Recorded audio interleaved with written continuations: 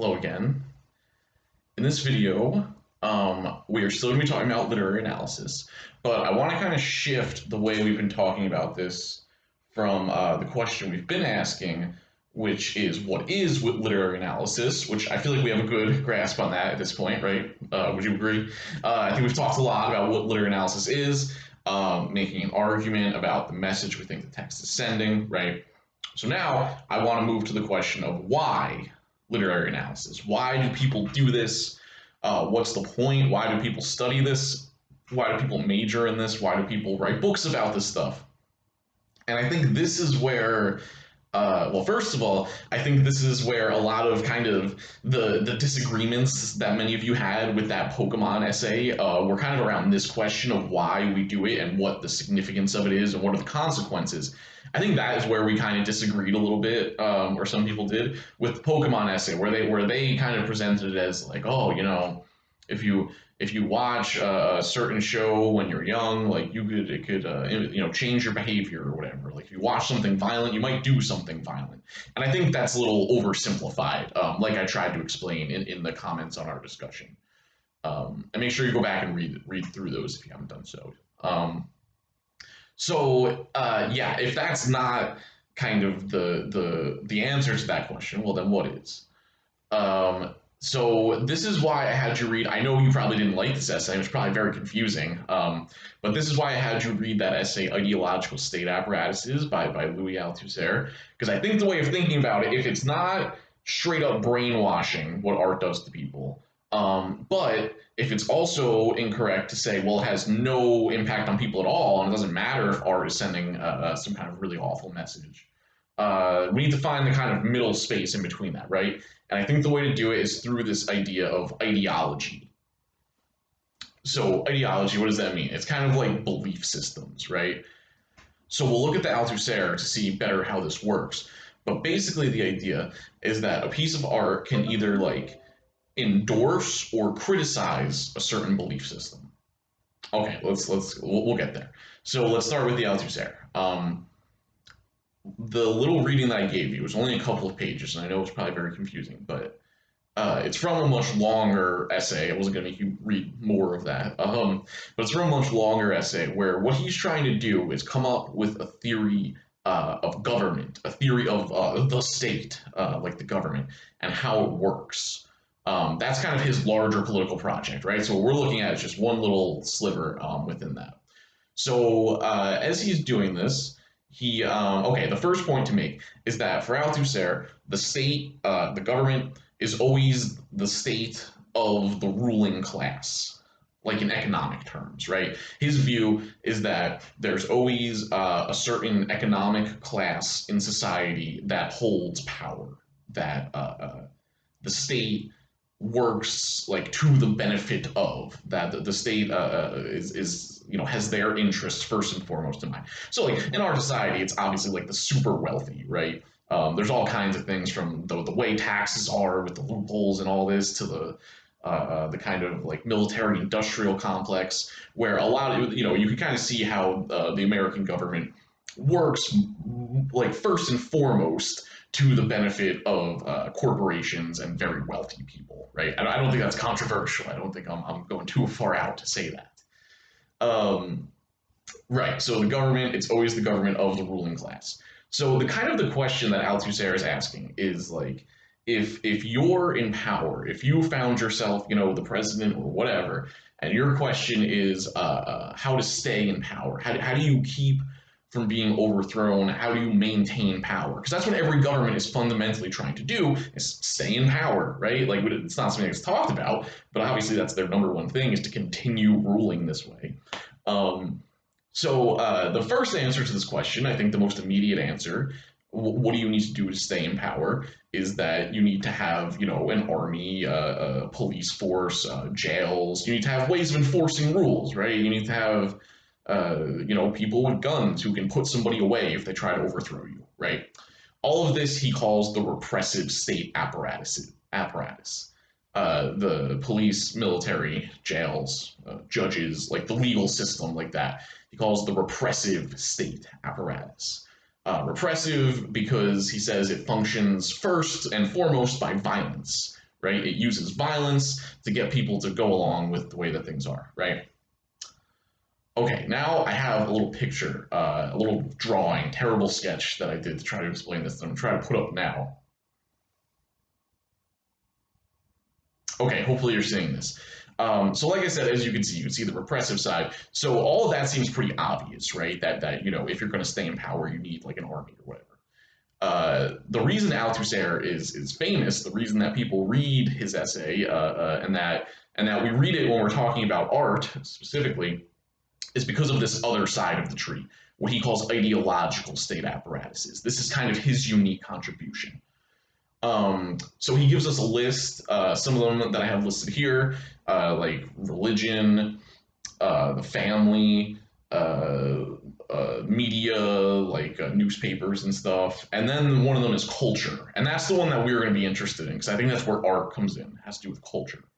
But let's think about some of these other first. So basically, the reason he calls these ideological state apparatuses is because he's, according to Althusser, there are ways that all of these different things, family, religion, culture, whatever, there are ways that all of them can kind of reinforce the belief system of the ruling class, reinforce the ideology that the people in charge of society have, and the ideology that benefits them, and the ideology that helps to keep them in power. How is this true? Oh, another one's schools, right? I meant to mention schools. So let's think about schools. How could it be that schools kind of reinforce a belief system that is going to make us kind of go along with how things are and not try to, you know, overthrow the government or something like that? I think the easiest answer for schools is like obedience, right? Schools teach you to be obedient. They teach you to be punctual. They teach you to follow orders and be on time and sit quietly.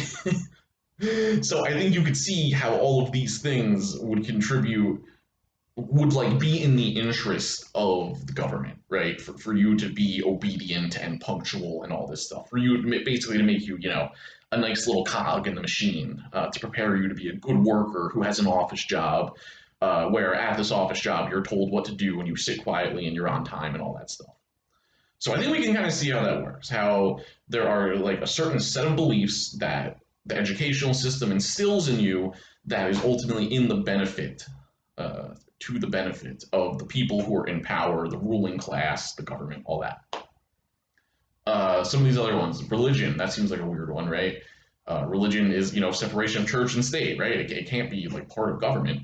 But again, it's on the level of belief system. It's on the level of beliefs that help the government, not their direct control of it. So, for instance, and I'm not trying to be anti-religion or anything. I don't really care about that. But one thing I'll say on this is that I think there's a way that like the belief in the afterlife can be interesting here, because I know like I'll say specifically for Christianity. Some of the beliefs that Christianity has about the afterlife is like if you suffer in right now, you know, if you suffer in the real world, you will be rewarded in heaven, right? The meek shall inherit the earth. The first shall be last. The last shall be first. All of this kind of stuff. So I think, and I'm not saying this is how it has to be, but I think we can. There's a way of reading that where that could make people less likely to try to change things in the real world right now, you know, because they're told, well, if you're suffering right now, that's okay because ultimately you'll get rewarded later, or like it's a good thing to suffer. You should embrace suffering, right? A lot of Christianity kind of says stuff like that. So I'm not saying this is the only thing that Christianity does or it's bad or anything like that, but I think there's a certain way where we could see that idea about suffering and the afterlife, how that would benefit the people in power, right? Because if you believe that suffering right now is okay because you'll get a reward in the afterlife, then you're probably less likely to try to overthrow the government, which is, again, all what Althusser is trying to think about. How do governments stay in power? So yeah, that's school, religion, family. I think similarly, like obedience, right? A lot of that has to go around the family. So then we get to like culture, and this seems weird, right? And I would extend culture to like art specifically. So how could a piece of art support the belief system of the ruling class of the government? I think maybe there's a number of ways for sure, but I think maybe the easiest way to think about it is around the concept of like the American dream. I think in our society that is one of like the foundational beliefs that like justifies having our society the way that it is, right? Because the American dream says, well, if you work hard, you can move up in society, right? If you just put in the work and you try your best, you can improve your financial standings from where they are right now. And it's important for the ruling class that people believe this, right? Because if you believe that, then there's nothing fundamentally wrong with how our society is because people can work hard and they can move up. If you don't believe that, if you maybe have firsthand experience that you can work very hard and still not make any money, or that you can work very hard and still never be promoted, which it might be the experience of a lot of us. It's definitely my experience, speaking personally. But if you start to believe, well, the American dream idea, like working hard will get you ahead in life, I don't really think that's true. If you start thinking that way, then like you might start seeing fundamental problems with our whole society and the people in power and how they run the government and everything like that, right? So again, if their goal is to try to stay in power, you would like people to believe in something like the American dream. So how does art come into this? There are certain pieces of art, sticking with this example of the American dream, there are certain pieces of art that I think we can identify as either like supporting the idea of the American dream or going against it. Um, I always like asking people for examples here. One that always comes up, though, that supports the American dream is this movie that stars Will Smith and his son, this movie Pursuit of Happiness. Have you ever seen that? The story is like Will Smith, he starts out as like a homeless guy, I think, and he's struggling to get by, and he has this son who's trying to take care of, and he's like living on the street, and it's terrible, right? And then he gets some kind of opportunity to sell like CAT scan machines or some kind of medical equipment. And he just hustles, right? He works so hard. He goes all over town. He's taking taxis and he's on the phone and he hustles harder than anybody. And eventually he like makes it. And he gets to the other side and has enough money to be stable by the end of the movie because he has sold all of these CAT scan machines or whatever because he worked so hard and it paid off. So I think we can see how a movie like that would like endorse the idea of the American dream, how it would, to take it into Althusser's language, how it would support the ideology of the ruling class, right? Another story that I think that we've read that goes against the idea of the American dream is something like Of Mice and Men. If you remember Of Mice and Men, it's all about these two guys, George and Lenny, who at the beginning they're also poor, right? Similar to Will Smith in the movie. They're also poor. I guess they are kind of homeless, right? They're just kind of like walking around trying to find a job, and eventually they're able to find a job on a farm or whatever, and then they're able to live there, so they're not homeless, but they're still very poor and doing like backbreaking labor and stuff like that. And in that book, the vision that they have this dream, right? Dream of having their own farm where they can live off the fat of the land, and Lenny can pet the rabbits and he can feed the rabbits and stuff, right? And that's their dream, is to have their own farm where they're the bosses and no one can tell them what to do, and they won't have to work hard and they can just eat all the stuff that they grow. And as we know, in that story, they do not achieve this, right? Spoiler alert if you haven't seen it, if you haven't read it. But as we know, instead, the book ends with George, shooting Lenny in the back of the head as he tells, Lenny's like picturing the rabbits or whatever, and then he shoots them. So it's kind of this like startling image that tells you like the American dream, like not happening. It doesn't happen for them, right? So we can see how that goes, kind of the message to the reader, right? If we're thinking about messages, right? The message to the reader is like the American dream, not true. The American dream, kind of bullshit, you could work as hard as you want and you're never actually going to get there. Or maybe some people do, but it's not guaranteed. And maybe the people who do is a very small percentage, right? So if a movie like Pursuit of Happiness, a piece of art, right, supports the ideology of the ruling class, a piece of art like Of Mice and Men does not support the ideology of the ruling class, it actually goes against it. So from this point of view, I think this is viewing art not as like brainwashing people, but as being a piece of ideology, right? As either supporting or like supporting or justifying a certain belief system, or criticizing and undermining a certain belief system. So even though Althusser is interested in class first and foremost, I think we're going to be talking a lot about gender for the stories that we're reading. So we're going to be thinking about like, do the stories that we read, do they like approve of or perpetuate sexist ideology, or do they criticize and undermine sexist ideology? Does it kind of justify this belief system, or does it try to get you to realize that this belief system is wrong and flawed and try to get you to think differently? So it's not brainwashing, right? But it's not nothing. It's more like propaganda, maybe, is the way to think about it. Like, because propaganda is not always successful. The problem with thinking about the way we talked about in our discussion, where people have said like, oh, if you play Grand Theft Auto, you're going to become a school shooter or something. I think we know that that's not true, and I think the science would tell us that that's not true. And I think that's because that is thinking about art is directly brainwashing people. Like fucking what's that movie? Oh no, I can't think of the name. Oh no, I'm gonna have to edit this.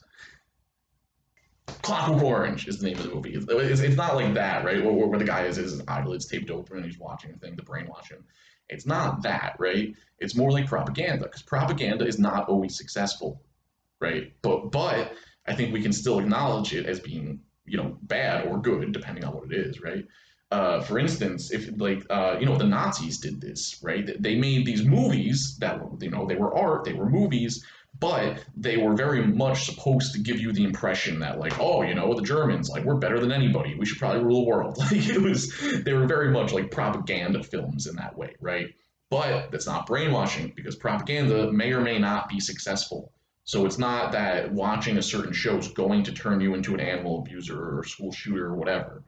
It's just that it sends the message, right? It sends a message, and if the reader, right, if you're not a discerning reader, if you're not a critic, a literary critic, like we're practicing becoming with this, you might fall for it, right? So kind of like the thing with the Pokemon episode of being like, oh, maybe this kind of sends a negative message. Maybe like the kind of setup of Pokemon says that animals exist not for their own reasons, but for the reasons of humans, right? It's kind of a like human centric worldview. If Pokemon promotes a kind of human centric worldview, it's not that it's going to turn us all into Michael Vick.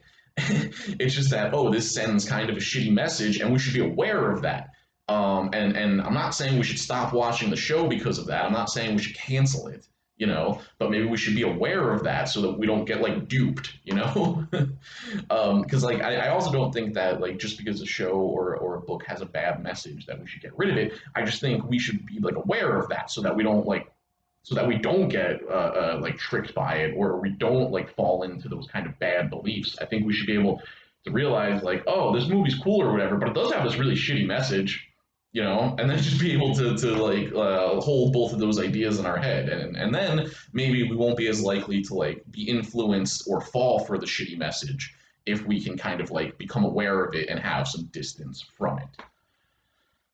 Yeah, so I know I'm going too long with this, but I do think the Althusser thing is really interesting. The idea that a piece of art can either like support the dominant ideology or it can go against the dominant ideology. It can either like support a certain belief system or it can go against that belief system.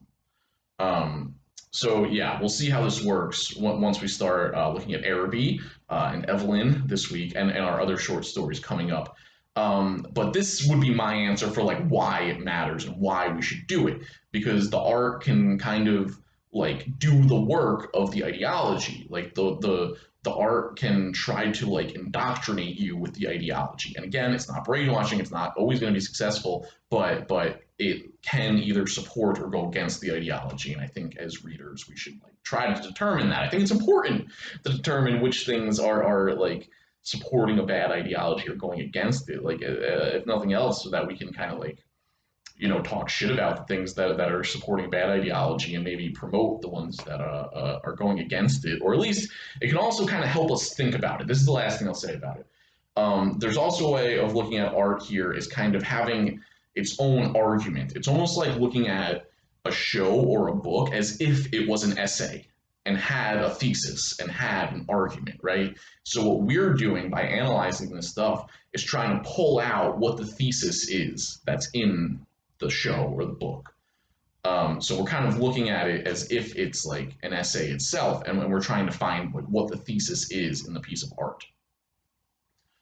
All right, I think I'll leave it there for now. But those are my best answers for why we should care about literary analysis and why it's important and how it's different from just like brainwashing or something. All right, talk to you soon.